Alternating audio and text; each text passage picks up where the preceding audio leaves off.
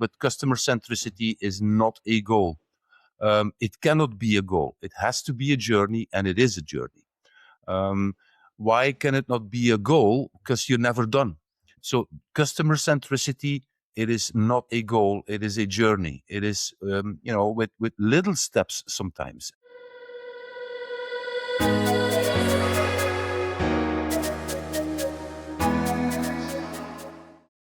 Hi, everyone, and welcome back to Your Customer, Your Success. My guest today is Kris Wauters. Kris brings with him, as he calls it, both the stars and scars from more than 30 years in senior leadership roles across sales and customer operations, including time with global organizations like Cisco, Verizon, and Orange. Kris is here for a second visit. If you remember, Kris works with organizations and individuals around the world to drive meaningful transformation and change, always with the employee and the customer at the center of everything he does. He sees himself as more than a consultant, though. He's a coach, a trainer, a teacher, and a trusted sparring partner, and a lifelong student of the human experience. And he's taken all that experience, put it all together for us, and put it in his new book, The Human Experience: Dancing with the Dragon, Climbing Beyond the Tower. In this book, he explores how customer experience, employee experience, and leadership are not separate disciplines, but all part of a continuous loop of asking, listening, and acting. Kris, welcome back to Your Customer, Your Success. Thanks, Gary. Glad to be here. Really. Yeah, we're glad to have you. And I am glad I read your book. So thank you for letting me know it was out. And I did indeed read it. I did have a chance to read it. It's great. And you really you do literally take the CX, the EX, and the leadership and put it all together, right? Yeah. The book basically starts CX, EX, leadership, right? Yeah. Also, very important to mention, the book, the proceeds are going to a great charity. Am I correct? Yeah, that's right. So I'm not earning a penny from the book sale. Everything beyond basic costs of transport, shipping, printing, that kind of stuff goes to a charity. And the charity I chose is Nuestros Pequeños Hermanos, NPH. It's a family-sized organization in South America and the Caribbean. Family-sized, they are active in 31 countries by now. And they give children a new life, really. Abandoned children, children that are very vulnerable in this society. They teach them a craft, and they bring these children in some kind of foster homes, but not really like foster homes. It's like, they get permanent new parents or replacement parents, and a new home.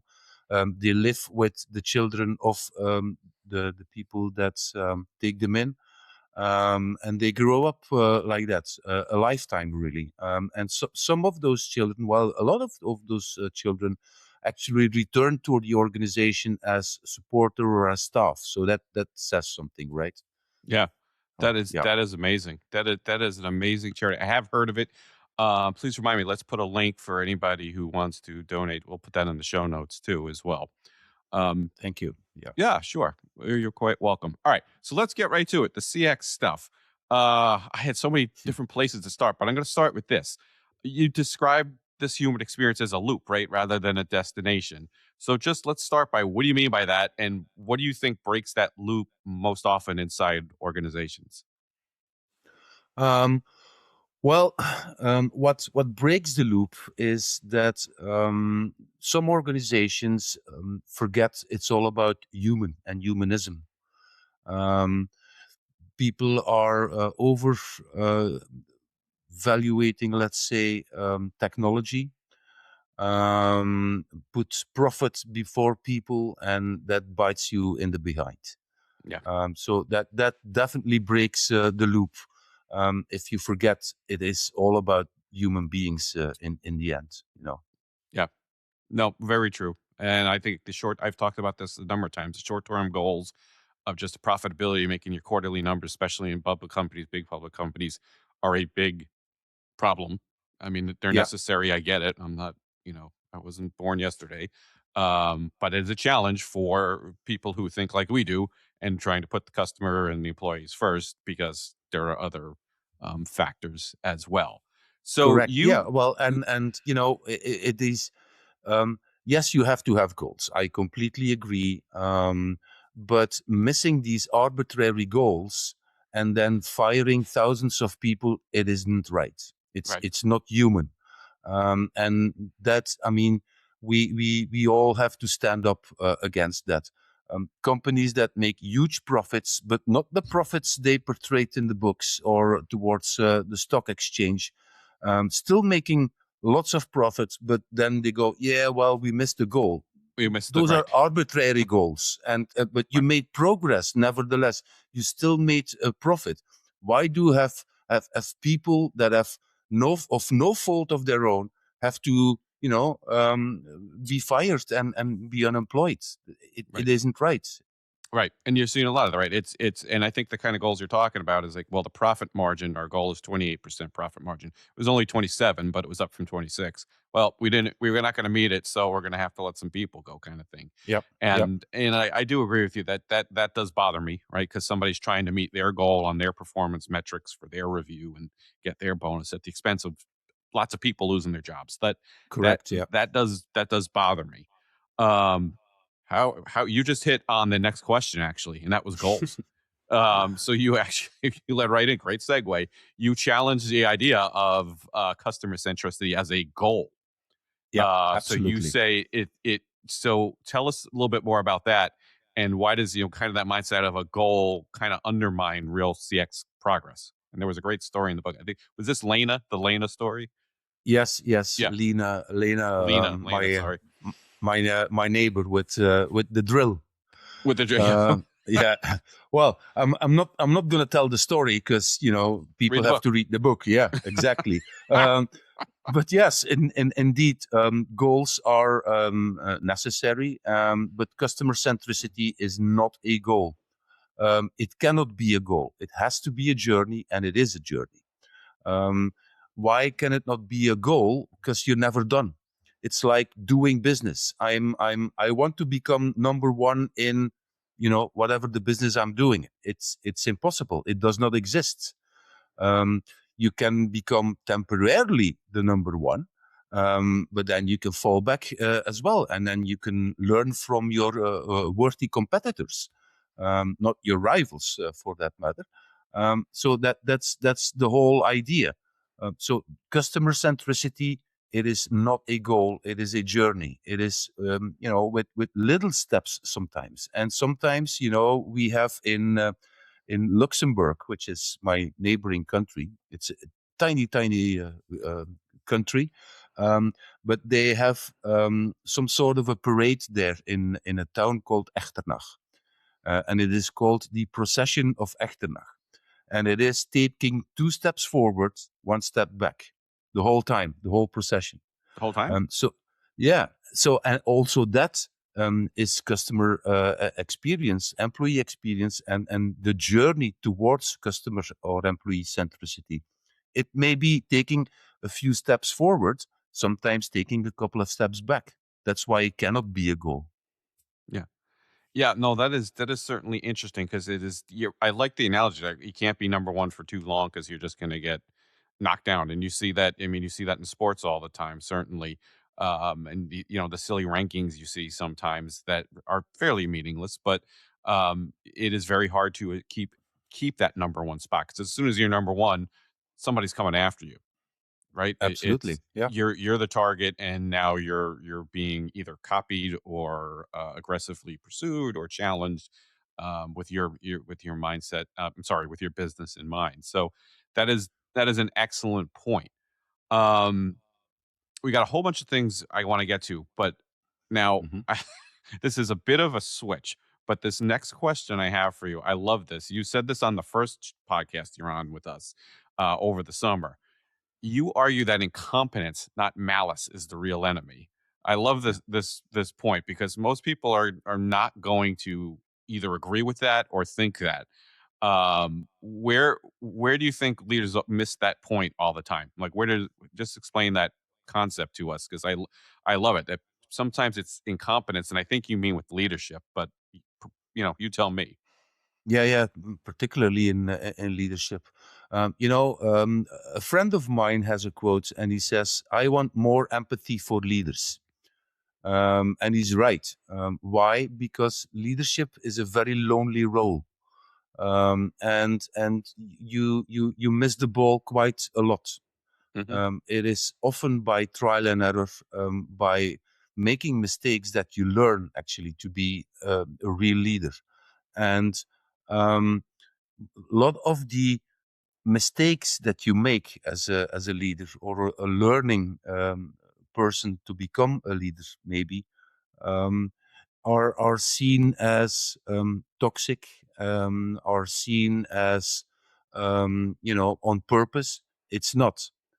You just made mistakes, and you learn from it, hopefully. And that's why I advocate for also more empathy for leaders, more empathy for people that are trying, for people that are falling, not failing. Failing, in my opinion, by the way, is final. Falling is fine, and we fall all the time. We pick ourselves up, we dust ourselves off, and we go on at it again. Hmm. And falling is fine. Um, but yeah, to your point, um, in leadership, or many people are, let's say, called toxic. They're not toxic. They just don't know how to do this. They are learning, hence they are incompetent for the task at hand at that certain moment. They're not incompetent people, but they're incompetent at that particular task in that particular moment of time. And they have to learn. They're learning. They're making mistakes. Yes, they screw up. I screwed up millions of times. Um, but am I therefore a bad person? No. But on the other hand, you owe it to your leader, or to the people that are trying to lead and that are making mistakes. You owe to them to point it out. Because what happens a lot of times is that a leader makes a mistake. People call him or her toxic while he's incompetent, but they don't help him or her become better by pointing it out, by saying, "Hey, look, I think you made a mistake here. I think this is wrong, or I disagree with your point of view. Can we talk about it?" People don't do that. Too much of a short leash these days. Yeah, yeah. If and that. and there is some fear around too. Correct. um, Sometimes people in a leadership position, that are not leaders, they tend to punish people when they get criticism or feedback. Well, Okay. that's the first telltale you're not a leader, huh? If you Hmm. if you're a lead if you're a leader, you know that you have weaknesses. You're actually vocal about it. You're humble with confidence, and you tell people what you're not good at and where you need help, and then they'll step forward. That's not a problem. I can tell you. Yeah, and I've got a whole bunch of questions. I'm skipping around a little bit, but it's such an interesting book, and these concepts ring so true, I think, to this audience and the different guests I've had on there. But what I want to say is, you've talked about celebrating those who speak up. What you're talking about there is, you're not celebrated when you speak up. You're a troublemaker. You're the naysayer. You're not on board, Yeah. and it's not that easy, right? Now you have to balance it. You have to be professional about the feedback you're giving, etc. But tell us how give us some examples of how you celebrate those people who do speak up, and how you ingrain that in the culture, because I think that is sorely missing at a lot, especially the bigger organizations. I know I'm generalizing, but that's exactly what you talk about. Yeah, yeah, true. So, well, first of all, I think it comes from trust. You have to trust that the person you're gonna give feedback is not gonna kill you. And well, I am a very um, trusting person. My grandpa, actually, he was full of wisdoms, and sayings. And one of the sayings I don't agree with was, "Be trustworthy, but don't trust anyone." I That's one I disagree with. I am a trustworthy person, but I do trust a lot of people. Hmm. And I give sometimes implicitly my trust. And you do get betrayal sometimes in return. And then you have a choice. You either start mistrusting people and you become a bitter and resentful person, or you take the hit from the betrayal and you continue trusting people. And that's in my opinion where it starts from. So I trust people implicitly, and when you trust people, there's something magical that happens. They start trusting you, and once there is that relationship of trust, giving and receiving feedback is it's part of the deal. It happens spontaneously. So you have to build that trust. You have to build that rapport, and building rapport is, in the end, not all that difficult. There are techniques even for it. In mirroring posture and body language, etc. Yeah. Listen to the words someone speaks. Do they say hear a lot? Do they say see a lot? That means they have a different preference versus to the vocal or the visual, for example. Use that in your speech towards them. That builds rapport. So you can build rapport, then you can add that trust layer on top of it. Once that trust is established, it's not that hard to give or receive feedback. Oh, and Yeah. by the way, do you know how long it takes for you to trust someone? How long does your brain take to decide I am going to trust or not? Any idea? I don't know, but I was just gonna say, if you've heard of Vanessa Van Edwards, I've been looking at a lot of her stuff. She talks a lot about competence and charisma.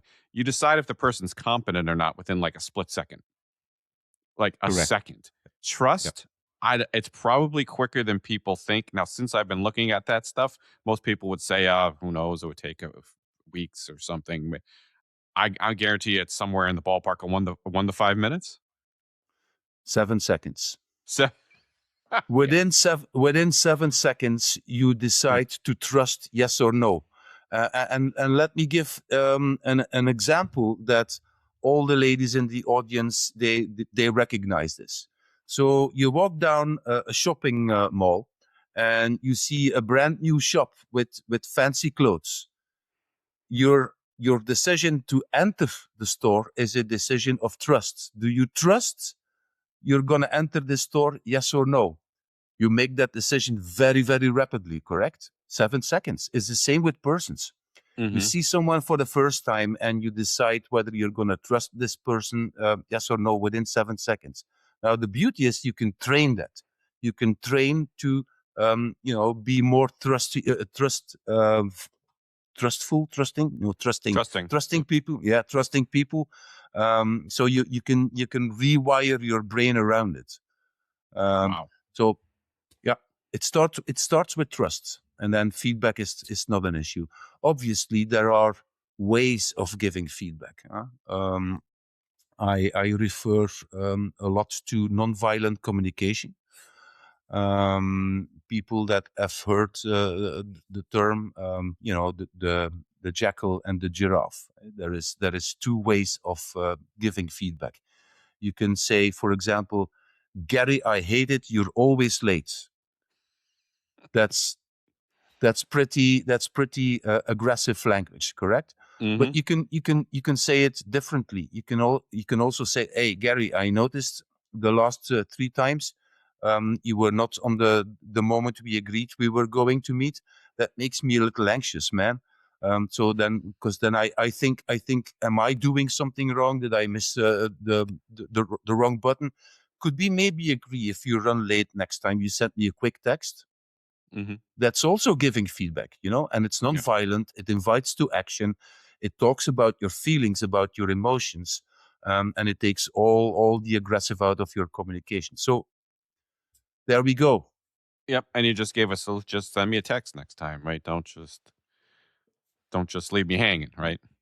Correct. Yeah. Especially you have to cancel the podcast recording since your dental work. You got to let the people know, right? So we, we had a little trouble getting this figured out, but I had a little work done. Okay, so we're here. But seriously, great stuff. All right. So I went down a little bit of a road that I was going to save for later, but let me go back to more of the I don't know, I'm going to call it the mechanics of things, right? The Hmm. mechanics of CX, because you talk about that stuff. You talked about measurements and metrics and things like that.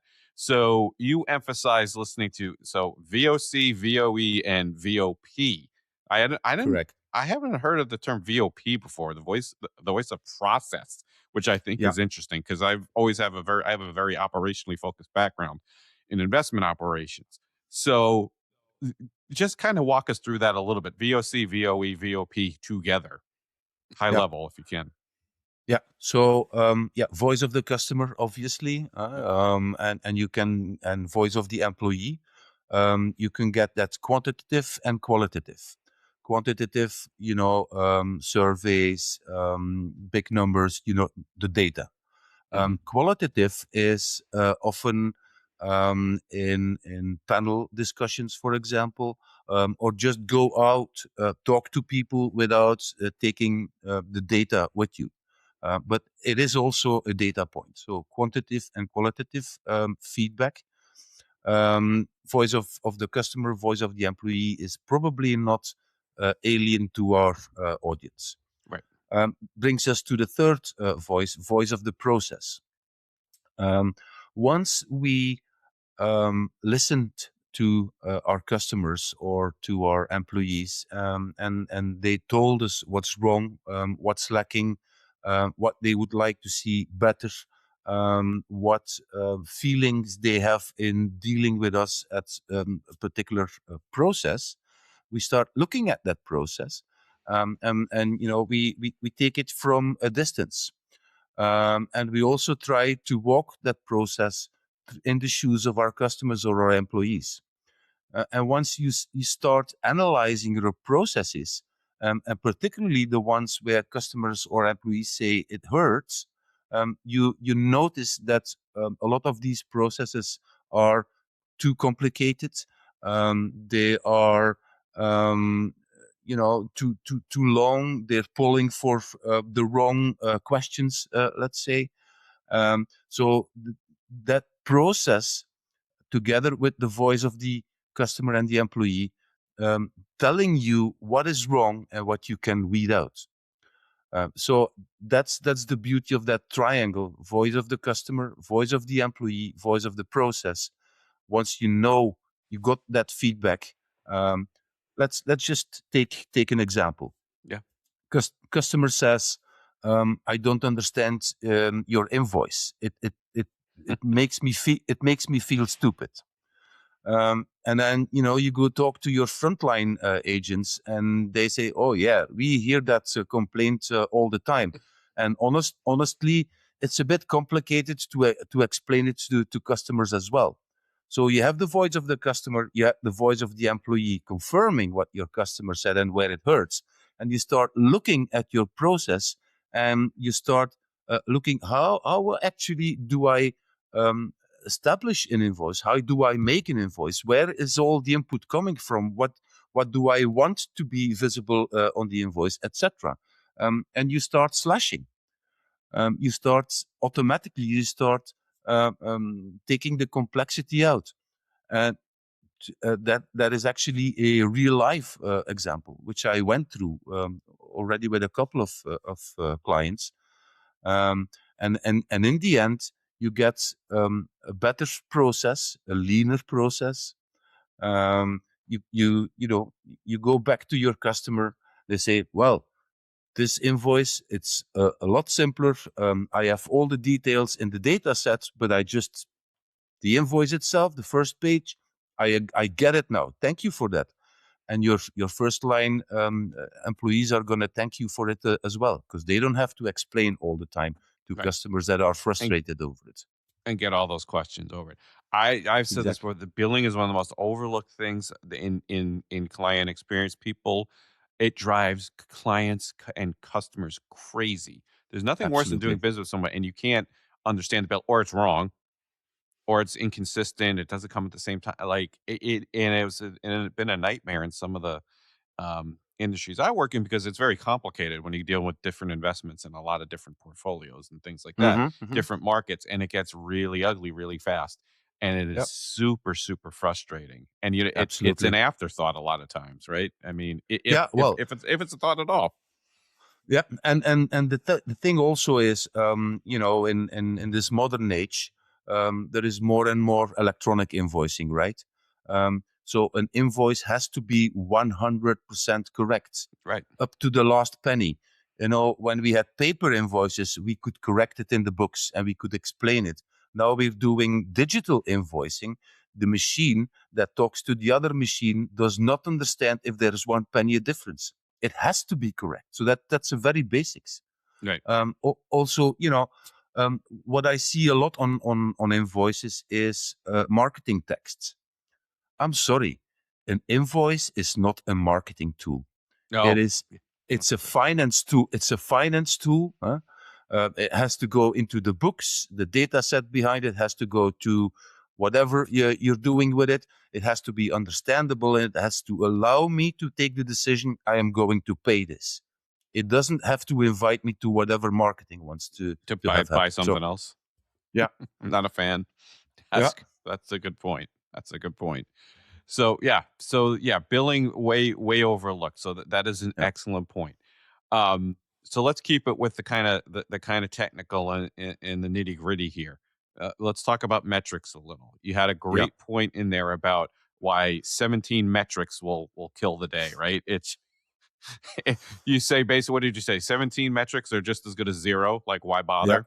So Correct. tell us Yeah, about you advocate, and I'm sorry, I'm just reading my notes here, killing it most of them and choosing one big number to follow ruthlessly, which I thought was super cool because I'm used to a few, but you came up with something. Could you share a little bit about that story? You called it the customer care excellence indicator. You came up with like one grand number yeah. with bringing things in, like, and I thought that was incredible, and it was a hit, like a smash hit, right? Yeah, yeah, correct. Yeah. Well, yes, indeed. So 42 KPIs, then you're missing something. You're missing the key out of key KPI. Huh? So Mm-hmm. if it's too many numbers, they're not key anymore. They're Meh. and there's Yeah. there's a lot of managers that miss that.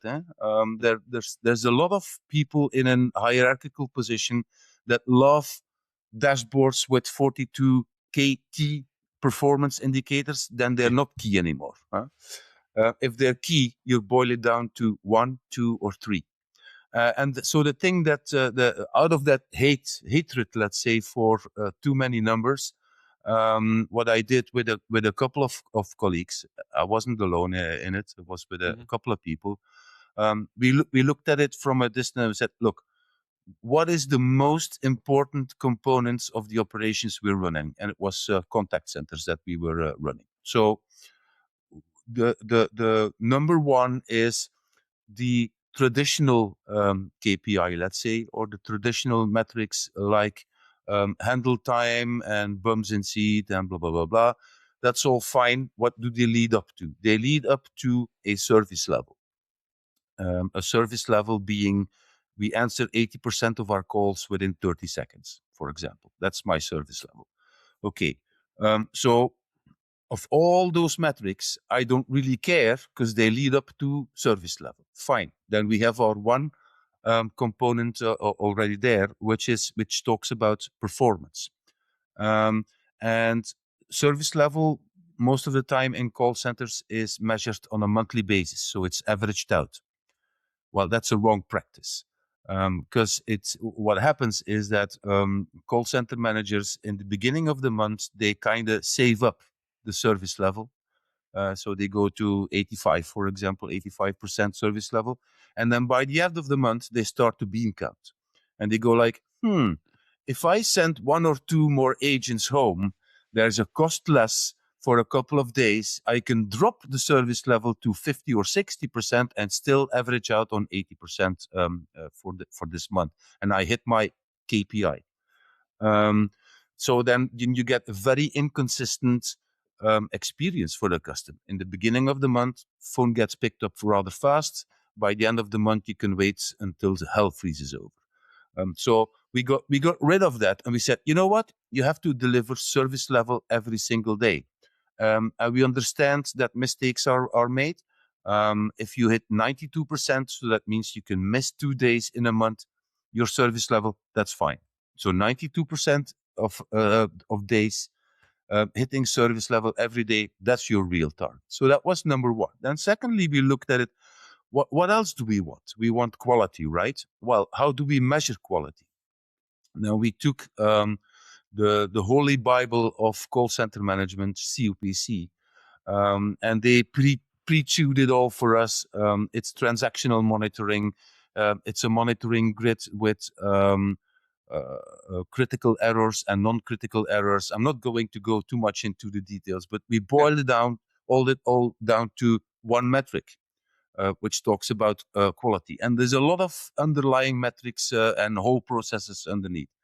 And then we looked at the third component, which is often overlooked. It's how commercial is your contact center? In my opinion, customer service does not have to be for free. There can be sometimes a paying option or another purchase that can help you with solving your problem, but it's not. It doesn't have to be for free. So how commercial are you? Again, without going into too much details, we distilled also there one metric. We put the three together and we came up with the customer care excellence indicator. One metric that tells me how you are doing against your worthy competitors in other contact centers, with other BPOs or internal teams or whatever. I could compare with one metric on a weekly basis. How are we doing in terms of performance, in terms of quality, and in terms of commercial cross and upsell? Wow. Amazing. And And yeah, then it's clear. Then it's clear. right. Yeah, yeah, and it's right there in front of you, and it's simple. That I thought that Yeah, was absolutely brilliant, and you lay that whole thing out in the book. yeah, But at first, you kind of came up with it, but it took off, right? Pretty yeah, once yeah, yeah. people throughout the whole company, it was. I think Absolutely, yeah. it was going viral before things were going viral. Yeah. Well, initially it was a tough nut to crack, Yeah, because specifically in the contact center environment, people are used to 42 performance indicators, and then you come with just one, and you say, "You look, I'm just comparing you with the other one with one number." That was difficult. But once people noticed how all the underpinning performance indicator they just lined up, and the whole one metric made sense, they bought into it. And there was other countries that actually onboarded with the same thing. Yeah. yeah, that was a cool story in the book. So I got one more along those lines, and then we'll talk a little bit about the leadership and the culture before we hit segments. But tell everybody, I love this one. What is the Museum of Retired Apologies? Why is it important? Oh, it is very important. Well, the Museum of Retired Apologies, and you have to read the advice and the lessons learned in the book. But it is when you reach a certain maturity, let's say, when you finally get it, when you have thought about your strategy, when you use your existing culture. Don't create a new culture. It does not exist. It is um, BS. You can use your existing culture and tie it to your strategy. Once you've looked at your customer journeys, you mapped them out, you weeded out all the garbage and the excess in your processes. When you measure correctly, and when you have, a few quick running projects, like every week one project to fix little things. Once you're there, then you're getting into a state where your frontline people, whether that be in sales or whether that be in your customer service in your call center, they don't have to make excuses anymore Hmm. because you're avoiding actually the issues. Yeah. Um, for example, and also this is a real life example which we lived through with Orange. At a certain point, the network got neglected. I'm not going to go into why or how, but it got neglected and it became of poor quality. We got so many calls of people that were fed up with it, and then eventually they churned. Um, and our people just had to excuse all the time until someone got it. And I can't remember his last name, but I know his first name was Gabriel, like the angel Gabriel. Hmm. And under his leadership, they reworked the network, and excuses were gone. Yeah. So we didn't have to excuse Use. anymore. Yeah. Right. So the museum of retired excuses is when you're becoming proactive instead of reactive, really. Right. Right. And you don't have the I'm sorry scripts anymore, and those are on the wall. So I thought that was great. Exactly.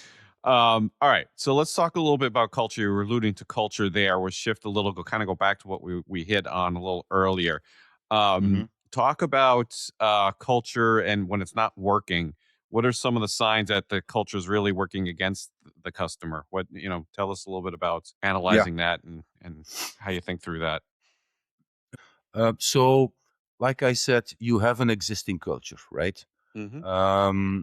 And a culture actually is the way people are working with each other or against each other, like they've always worked. It is not a buzzword or a slogan on the wall.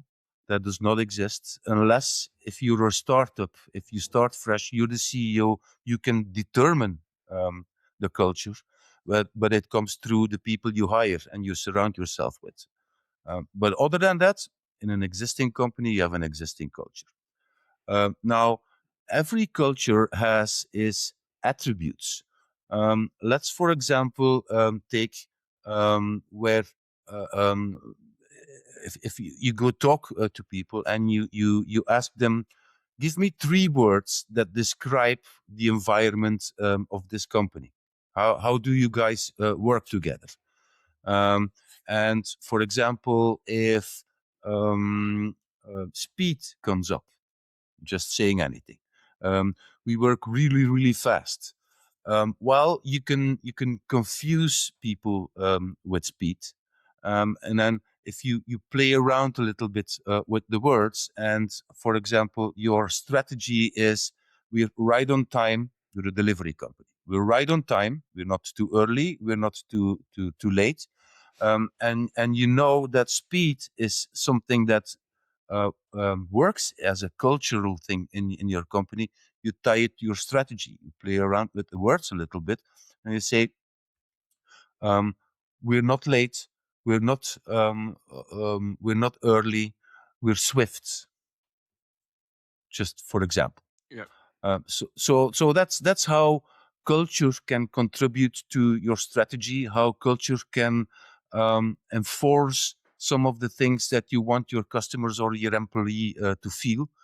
Obviously, there is in every culture there are, um, let's say, lesser attractive points. You have to bend them towards where you want to go.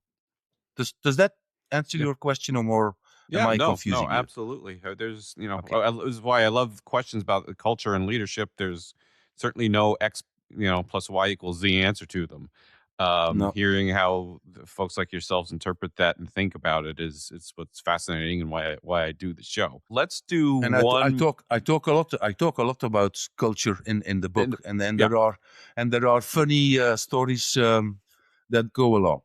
yeah, there are. The examples were great because they're very realistic and kind of down to earth, and not grandiose by any means, but just very realistic stories that people who've worked hard in bigger corporations can really identify with. So Hmm. thought that was great, and we'll hit a little bit more on leadership and culture, I think, in the segments with those questions. But let's wrap up the interview segment here before we get to the segments with one final question just about leadership. I kind of turn this into a little bit of an advice question, usually the closer I call it. if a leader is listening tonight and this person might have strong management skills but wanted to become a better leader, starting tomorrow, what single behavior would you have them think about or practice or learn? It's easy. The answer is actually easy. It's care. Mhm. Show me you care, and you can have all the management skills, and I talk about that in the book as well. Management skills are important. They're the basics. If you are a great leader but you don't have management skills, well, my guess is you're not going to last that long. um, Unfortunately, there are many people that have great management skills, have no leadership skills, but and still last long. Unfortunately, I can only advocate for people to call that out and help them to develop leadership skills. And one of the basic leadership skill is care. Yeah, Care. yeah, that is brilliant advice, and it feeds into what you're saying earlier about trust. If you feel that somebody does care about you and what you're doing, and you're on the same wavelength, on the same team with the same goals, that's got to build the actual trust that you Yeah. need to be an effective leader, and people will Yeah. follow you. And yeah, yeah, Start caring. Think of how would this feel if it would happen to me. yeah, How would this feel if this was said to me? How would this make my day or break my day if someone behaved the way I am behaving towards others? yeah, That's when you start caring. yeah. That is Yeah. brilliant. That is brilliant advice, and a great way to end the traditional interview segment of the show. And let's hit the segments. All right, everybody, it is time for It Doesn't Hold Water, which is my favorite segment. I read a quote or piece of thought leadership to my guests. They don't know it in advance, and I will ask them if it holds water or not. And more importantly, why or why not. That's really the goal, to talk about why and why not. So I have a simple one for you, Kris. It is from Simon Sinek, and it was quoted in Uh, your book, so you're familiar with it, but I'd love to hear your thoughts on this. And I found this one fascinating. It's about empathy. And we talk about empathy all the time in CX. And I think I'm asking you this because a lot of people are kind of full of it when they talk about empathy. And he says empathy is not agreeing with someone, it's understanding where they're coming from, but understanding doesn't mean you don't hold them accountable. yeah. Yeah. Correct. Yeah. Um, So what Simon is trying to say, and I agree completely. Otherwise, it wouldn't be in the book, for that matter. But if you understand where someone is coming from, it doesn't necessarily mean that you agree with them, um, but you feel, let's say, what they're going through, um, and there is two ways of feeling, and there's two ways of being empathic, let's say. The first one, it comes all natural. Most people have a um, a possibility, let's say, to feel what the other feels, to a large or to a lesser extent. There are, however, people that do not have this ability to feel what the other feels. I'm one of them, for that matter. And But I've replaced it with cognitive empathy. So I recognize what somebody is trying to say or do, or why he or she behaves in a certain way, and I recognize and I process it consciously, um, what this person must be going through. So that's conscious empathy. Mm, So once you know what the other one feels, what the other one goes through, you can understand that. But it doesn't necessarily mean that you have to agree with what they do, what they say, or what their opinion is. But mhm, it is a form of respect, let's say. Um, I hear what you say. I can understand you. I don't necessarily agree. I would probably do this differently, but I can understand why you're doing it. You see? Yeah. Um, and the problem really is with empathy, and I talk about that in the book as well. It's been so overpushed in today's society. Yeah. Um, Everything has to be empathy. It's empathy to the death. And Yeah. and you people get empathy training for crying out loud. Look, it's really, really simple. Try to feel what the other one is feeling. If you're incapable of doing that, like me, get training to be cognitive empathic, and see what's happening in people's lives, etc. And go through that in a logical pattern. Yep. Then you get it.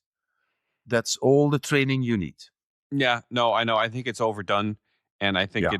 it's close to nearly impossible to be truly empathetic to somebody on the phone that you're in a call center. Like, and we use it just it's too much. I get the point and the principle of it, but I think it's overdone dramatically, and that's why I Yeah. wanted to bring it up here because it's Well, and important. and But it's right. Go ahead. in being empathic, like for example on the phone, it doesn't mean that you have to allow people to walk over you. Yeah. You can stand your ground. You can talk back, as long as it's respectful. And I think that's also what Simon is talking about. It's holding people accountable, for their actions, for their visions, for their ways of doing. You can be empathic about it. You can understand. You see where they're coming from. You understand why they do it. um, you don't necessarily agree, and you can hold them accountable. You can tell them. You can give feedback saying, look, I don't agree, I see this differently. It's also a form of holding people accountable. Yeah. No, Yeah. it's a very interesting topic, and and the empathy thing, I think most people were way off the mark with it, and that's why I thought it was important to bring it up here today. So great job with that one. Yeah. All right, let's move to chip shots. All right, everyone, it is time for chip shots. These are my shorter form questions, more personal but still professional in nature. And we always ask the book question to start. Now, Kris is the number one placeholder. He is ranked. We talk about don't rank people. No, he's ranked number one for the book answer because he gave me 10 books. And that's why he got the award for the best chip shots answer ever. So we got 10 books from Kris. If you want his book recommendations, go to either the best of compilation I did or the first episode we did over the summer. So we were going to skip the book question for you. And we're going to go right into the leader question because I didn't ask you the leader question. I must have started that right after you. Hmm. Excuse me. Leader question is if you could spend the day shadowing a real current leader in any profession or industry, who would it be and what would you hope to learn? Phew. Um, well, I think I would like to shadow a couple of people. You can name two. And I don't know if they're leaders, but they're placed on the political ladder as high as you can get. I'd like to shadow Trump. I'd like to shadow Putin, and I'd like to shadow Xi Jinping. Wow. Yeah, those three. I mean, those three are currently the leaders in the world, right? Right. They're the highest in the political ranks, let's say. And again, I don't know whether they are leaders or not. That is one of the things I'd like to learn from. Mm-hmm. Are they really leaders? Why would I like to shadow those people? I'd like to understand if they are as evil as the media led us to believe. How do they do things? What are they thinking about? What keeps them up at night? Where is their humanity? And they are human. We know That's true. that. Yeah. So I'd like to know the persons behind those political figures. Oh, Yeah. and I would love to shadow Elon. I, Elon I, Musk. Elon Musk. Yeah, yeah, Yeah, yeah. I think what Shadow, I would like to get into his head. I think the things this I don't guy know what that head knows. stops. But you're But the first one to say Elon Musk. I thought he was kind of be when I started asking this question, it'd be a no brainer. And I know some people, the political thing will get them all fired up, but yeah, the guy runs like 800 companies. I don't know how. And then he plays a video game, and he's the best video game player in this game. What does he have time for a yeah, video game? yeah, So yeah. yeah, no. He's certainly interesting. Yeah, the world leaders are always interesting because you're right, they are human beings when it comes down to it. um I don't know that I'd really want to meet Putin. I, I might take a Why pass not? on that one. However, certainly any president, past or present, would be an honor for me to meet, and that goes for either party. And yeah, very interesting. Okay, so that's the most we've delved into politics on the show. We try to stay a little apolitical, but I will talk politics any day with anybody. But let's keep rolling with the chip shots. All right. I like this one. I just added this one. What's one question you always ask customers or clients that never fails to reveal something new? um, very short answer. Yeah, Why? yeah. Why? Why? 5 times. Ask 5 times why consequently, and you really get to the bottom of any issue. So yeah, I ask why a lot. Next to show me, tell me, yeah, why? Yeah. No, that's a great answer. That is absolutely great. And I, you know what? I forgot you did have that in there. But yeah, I love that question. And I've gotten a couple of really interesting responses to it. So that's a good one. And Mhm. certainly, that was one of your books, Simon's, why Yeah, is start with why. start with Yes, why. yep. Yep. And it's actually it is an a troubleshooting technique, the 5 whys. Yeah. So 5 consequently why.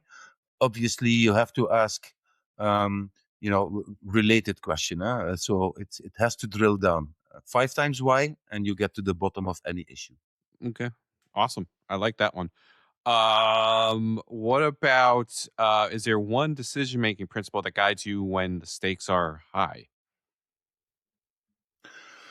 Um, yes. Over the years, I developed the principle of not deciding too fast and not deciding too late.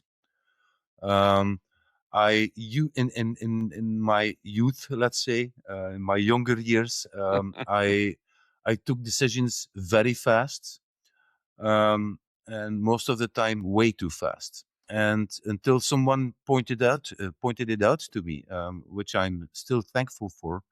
But then I kind of swung the other way, and I just kept sitting on a decision, gathering data, and hoping to get the 100% data to take the right decision. And then I learned that sitting on a decision, waiting for a decision to take, is as bad as taking a quick decision. So I've learned to balance it out, really. Be fast enough, but not too fast. Make sure that you have sufficient data, not all data. Like 80%, that's good enough. And the most important thing, take a decision. The worst decision you can take is take none. Mm. And then once you take a decision, you go with it and you reevaluate. And when you come to a point where you go like, this was a mistake, that's fine. Openly admit it and say, I took that decision. It was wrong. Let's rework it and let's go the other way. So that's what I learned. Yeah. Yeah. No, my error is on the too. I wait for too much information. I've got to make the perfect decision. I got to analyze everything. That's a little bit of the blue in me. I'm kind of a Mhm. green blue. Yeah. We'll talk about that maybe if we have a moment. But yeah. So I err to taking too long to make big decisions. And I'm conscious of it. So that's very interesting. All right. One last one. I haven't really asked it. I think I asked this one only once. Tell us about a business risk that you took that paid off, or maybe the benefits of taking risk in your career. Um, well, I think it brings us back to a point we talked about earlier: trust. Um, Trusting people implicitly is taking risks. And yes, sometimes you're met with betrayal. Sometimes you get the knife in the back. And believe me, I have many knives in my back. I have some even blunt axes in my back. Um, so yeah, those are risks you take, and boy, did they pay off. I by simply trusting people implicitly, that paid off a lot. Yeah. And not only people but situations, groups of people, even in political unstable situations or countries. There was once a contact center that um, competed in a tender I launched, um, and they were in Tunisia. Now, Tunisia back those days just freshly got out of the Arabian Revolution, so was politically very unstable, let's say. And people said, no, no, no, no, no, don't go there. You cannot trust it. And that's my magic word. You cannot trust it. That Hmm. You know what? I'm gonna have a look see. So I Hmm. went over there, and I met the people over there, with this implicit trust of mine, and I got that in return immediately. Mm. And I said, you know what?